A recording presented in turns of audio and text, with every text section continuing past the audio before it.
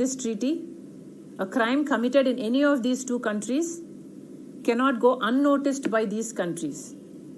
So Mr. Modi, according to the extradition treaty, either has to extradite Mr. Adani for inquiry there in US, or he has to prosecute Adani here in India. So which is it going to be, Mr. Modi? Madam, thank you. Congress ప్రభుత్వం కూడా అదానితో projects కోసం discussion చేస్తుంది.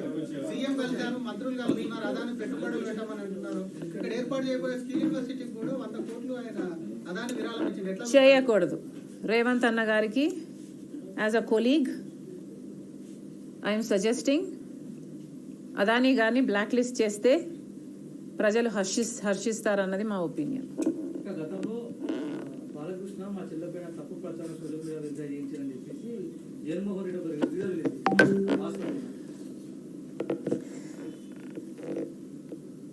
I have a major issue answering that question. నా problem ఏంటో చెప్తా నేను.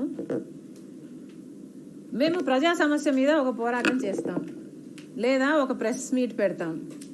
అదే పనిగా మేము ప్రెస్ మీట్ పెట్టి ఇంత స్టడీ చేసి దీని మీద ఇంత కష్టపడి ఇంత మాట్లాడతాం.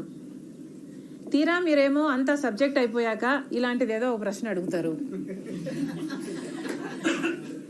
యా, సో ఇదంతా మర్చిపోతారు.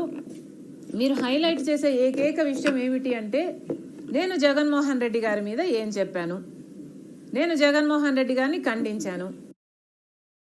ఇదొక్కటే ఎక్కడి న్యాయం అని అడుగుతున్నాం.